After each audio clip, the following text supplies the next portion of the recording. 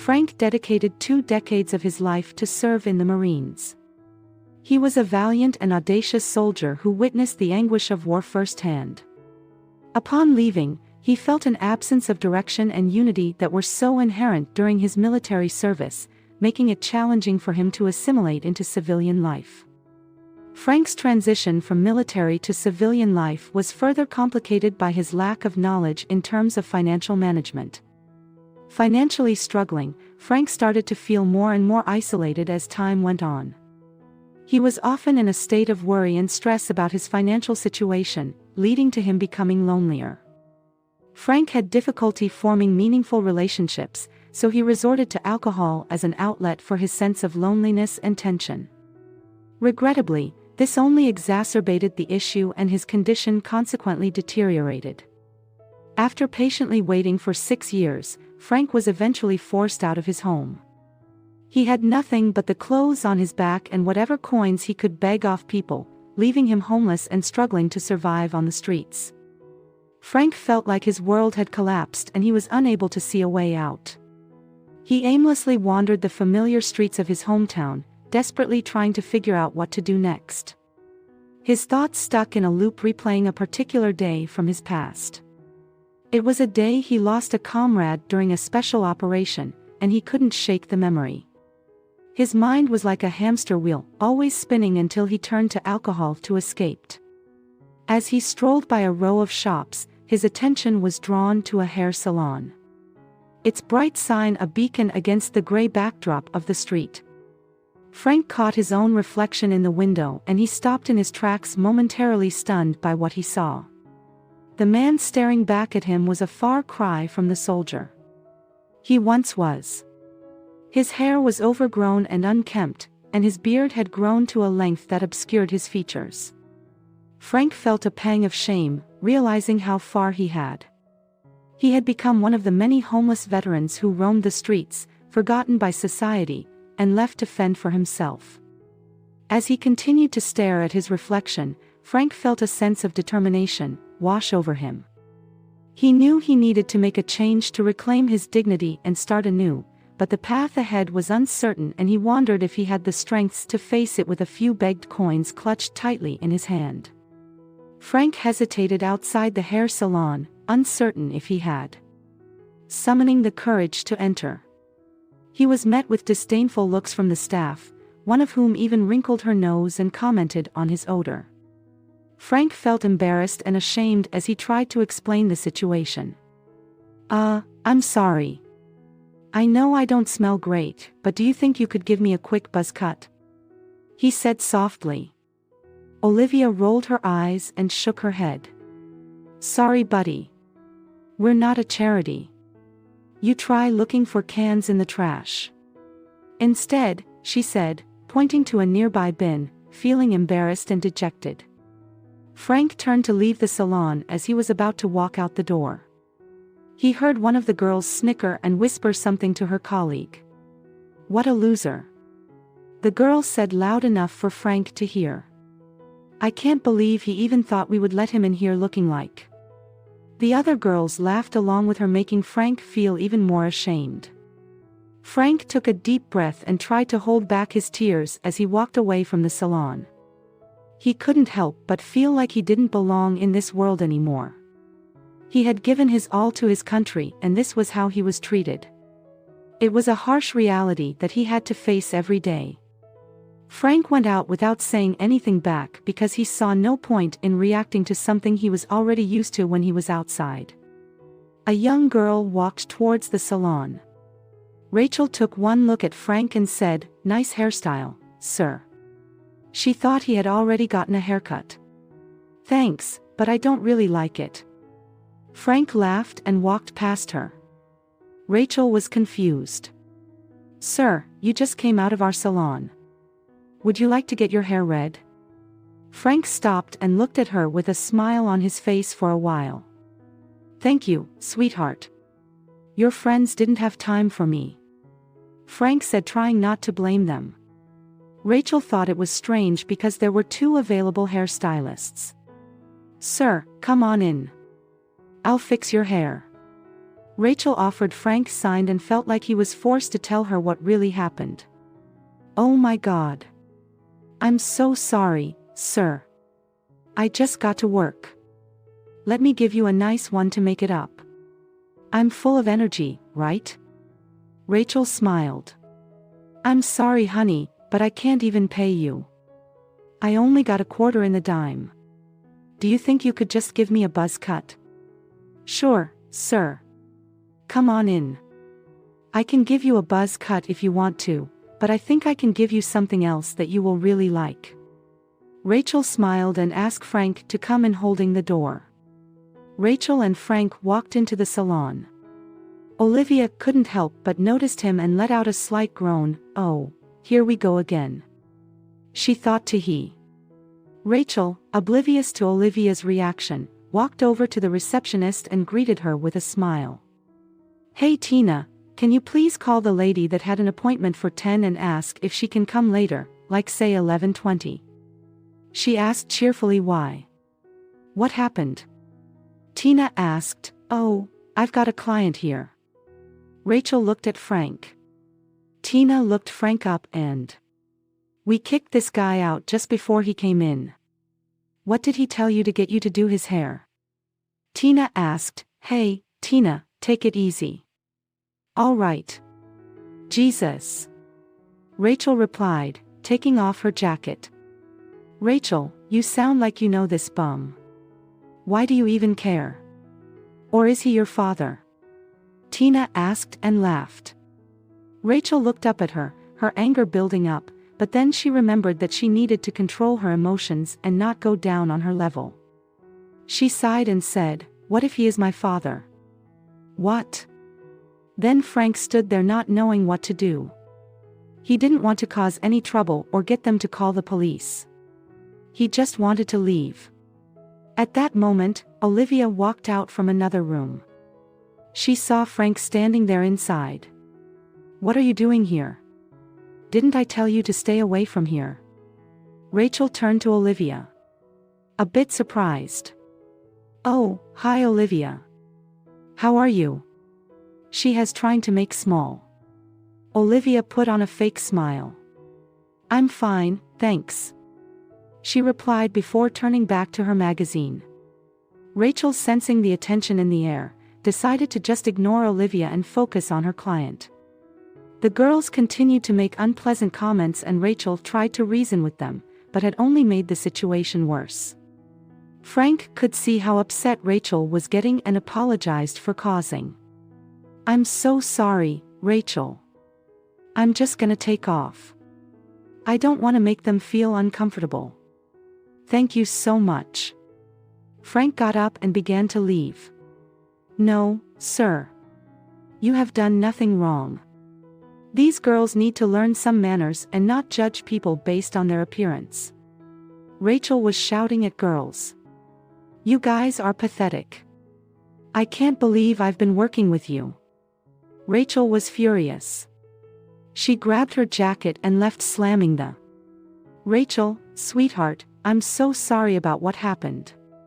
Frank was apologetic. "It's been just 2 weeks, sir. It's not a big deal. I will manage and I'm still gonna make sure you get a haircut." "All right." Rachel was determined. They left the salon and Rachel offered to go to her place where she could give him a nice haircut. After Rachel was done cutting Frank's hair, she suggested, "You can take a shower and relax." Frank hesitated at first, but eventually agreed, feeling grateful for Rachel's kindness as he took a warm shower. He couldn't help but feel overwhelmed by the feeling of being clean again after such a long time. "Wow, this feels amazing," he thought to himself when he stepped out of the shower. Frank was surprised at how much better he looked with a new haircut and trimmed beard. He stood in front of the mirror for a while, admiring his reflection and feeling a newfound sense of. But as he continued to look at himself, he suddenly felt a wave of sadness wash over him. "This is how I used to look before I became homeless," he thought, his eyes swelling up with tears. Rachel noticed Frank's sudden change in demeanor and approached him with concern. "Hey, are you okay? she asked softly, placing a comforting hand on his shoulder. Frank wiped away his tears and managed a small smile. Yeah, I'm fine. It's just, I never realized how much I had lost until now, he said, his voice breaking a little. Rachel nodded understandingly. I get it, but remember, this is just the beginning. You can get back on your feet and have a better life again, she said, giving him a supportive hug. Frank felt a glimmer of hope in his heart, grateful for Rachel's words of encouragement. Thank you. Feeling a renewed sense of determination to turn his life around as they sat together, sipping coffee, Frank told Rachel his story and how he ended up on the streets. Rachel was moved by Frank's story and realized how many people like him could be struggling on the. Rachel pondered how she could use her time productively. Now, after all, she wasn't going back to the salon. She wasn't that good yet, and therefore still on probation. She looked at Frank and it dawned on her, Mr. Nash, do you know a lot of people that are homeless? Rachel asked suddenly. Yeah, I know of you, Frank replied. Rachel had an idea to practice her hair styling skills by giving haircuts to homeless people for free. As she considered this, she thought it might be helpful to have some company and turned to Frank. Mr. Nash, she said, I know this is a bit unconventional, but would you like to join me in going around and offering haircuts to those in need? Frank, with plenty of time on his hands, readily. Rachel and Frank approached their first customer for their new initiative, a homeless man named Mark, who happened to be a longtime friend of Frank's. As they made their way over to him, Mark was caught off guard and surprised to see Rachel with Frank, but he didn't initially recognize Frank due to his neat attire.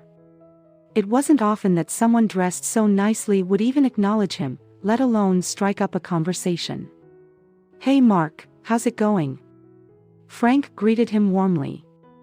Mark was taking a Frank, is that really you? Frank laughed. Yeah, man, it's me. Listen, Rachel and I are starting a new project and we thought you might be interested. Mark looked skeptical. What kind of project? We're giving free haircuts to homeless people in the area. Rachel chimed in, Mark's eyes widening. Surprise. Wow. That's really kind of you guys. Most people just ignore us or avoid us. Al. We're not most people, Frank said with a grin. So what do you say? Want a trim? Mark hesitated for a moment before finally nodding his head. Sure. Why not? Can't remember the last time I got a haircut. Rachel and Frank exchanged the look of excitement as they began to set up their makeshift salon. It was just the beginning of what they hoped would be a meaningful and impactful. As they worked, they discovered something surprising. Many of these people were skilled professionals who had fallen on hard times. They met former engineers, chefs, and even a former lawyer, inspired by the resilience and talents of the people they met. Rachel began sharing their stories on social media, hoping to raise awareness about the issue of homelessness. To our surprise, two posts went viral and soon social media users from all over were donating money to their. With these funds, Rachel and Frank were able to expand their outreach, offering not only haircuts, but also job training, resume building, and networking opportunities to the homeless individuals they encountered. They were determined to help people get back on their feet and reclaim their lives. In just under 2 months, Frank and Rachel had made remarkable progress in their mission to help the. With the support of generous donors and their tireless efforts, they were able to assist many people in need. The work had also helped Frank. He was no longer living on the streets and had a newfound sense of purpose. Rachel recognized Frank's dedication and hard work and offered them a place to stay and help with their growing charity. Together they decided to establish a nonprofit organization dedicated to helping the homeless. The charity gained momentum quickly, with more volunteers and donations pouring in each day. Rachel's passion and leadership skills soon made her the natural choice to lead the organization, and she became his chairwoman. Frank took on an administrative role, helping to manage the day-to-day operations and enduring that to charity. Stayed true to its mission of helping people get back on their. Together, they continued to make a positive impact on the lives of those who had fallen on hard times. Once Frank and Rachel were enjoying a peaceful afternoon lounging on the grassy lawn of the park, Frank had a content smile on his face as he reflected on his work. "This kind of work reminds me of my days in the Marines," he said. "I love being part of a team and working alongside, truly loyal." Rachel sat beside him, appearing more subdued than usual. Frank noticed her demeanor and grew concerned. "Is everything okay, Rachel?" Rachel took a deep breath, gathering her courage before confiding. "In Frank, my dad was actually killed when he was in the Marines." She revealed, her voice soft and trembling with emotion. Frank's expression softened as he reached out to comfort her. "I'm so sorry, Rachel. That must have been incredibly difficult for you." Rachel nodded, tears welling up in her. "It was, but talking to you about it actually helps.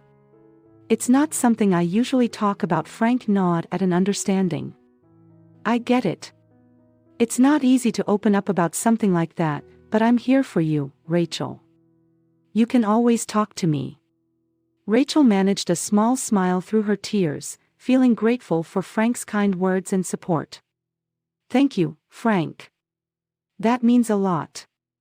Ever since Rachel's father passed away, she'd been searching for people who had served in the Marine. She believed that listening to their stories would bring back fond memories of her father's pride and eventually help her overcome her grief. What Frank didn't know was that when Rachel first saw Frank, she knew he was a former Marine. Based on his behavior and mannerisms, their friendship deepened, strengthened by their shared experiences and their commitment to making a positive impact in the world. They knew that together they could accomplish great things and help many people in. As Rachel and Frank walked home from work one day, they happened to pass by the hair salon where Frank was denied a haircut. Memories flooded back to them and Frank couldn't help but stop and look at the place. "Remember this place?" Frank asked, a smile spreading across his face. "Of course I do," Rachel replied with a grin. "This is where it all began." Just then Olivia came outside and saw Rachel and Frank standing there. She looked at Rachel with a SNE and addressed, "Is this woman bothering you, Mr. Nash?" Rachel was taken aback by Olivia's hostility and looked at Frank with a puzzled expression. "Not at all, Olivia," Frank said with a smile. "In fact, Rachel is the new owner of the salon." Olivia's face fell. She didn't understand what was going on, but a moment later she realized that the man she had previously kicked out of the was the same man who had bought it. She felt embarrassed and ashamed of her behavior towards Frank, and Rachel could see the guilt written all over her face. Olivia hesitated for a moment before speaking. "I'm sorry for how I treated you before, Mr. Nash," she said, and ran back inside. She didn't know whether to stay or leave. Rachel was taken aback by the unexpected turn of events. It transpired that Frank and some of his fellow charity workers have been on the lookout for a hair salon that would cater to everyone regardless of their background or financial situation. They had come across the owner of the salon who was struggling and expressed her willingness to sell it. Frank and Asim seized the opportunity and decided to give the salon to Rachel as a token of appreciation for her hard work and dedication. When Frank shared the news with Rachel, she was overwhelmed and couldn't believe what she was hearing. "You guys bought me a hair salon?" she exclaimed. "Yes, we did," Frank confirmed with the, "It's all yours, Rachel." Tears of joy streamed down Rachel's face as she hugged Frank tightly. "I don't know what to say," she whispered. "Thank you so much." Frank patted her bag and said, "You deserve it. Rachel, you've been working hard and we wanted to show you our appreciation. We hope this will help you achieve your dreams." Rachel smiled through her tears, feeling a renewed sense of purpose and excitement. She was grateful for the support and encouragement she had received from Frank and the charity workers. As the group stood outside the newly acquired salon, they watched as the workers put up a brand new sign that read Rachel's. Rachel was extremely proud and elated when she spotted the sign, as it meant her ambitions were finally being realized. It was a stunning moment for her. She couldn't believe it. Rachel's voice was shaking with excitement. "It's real," Rachel Frank said reassuringly. "It's all yours." Rachel had a huge grin on her face as she moved towards the front of the salon. Overflowing with enthusiasm, she proclaimed her plan to give homeless people in our community free haircuts whenever needed and without further queries. Everyone in the group exchanged glances in agreement before Frank chuckled and said, "I'm not astonished by this at all." The charity persevered to grow, and Frank eventually discovered the meaning of life. After transitioning back into civilian life, he created a home for himself and found a job he was passionate about, giving back. Frank and Rachel's charity provided an essential lifeline to those in need, and proved that even the smallest acts of kindness can make an immense difference.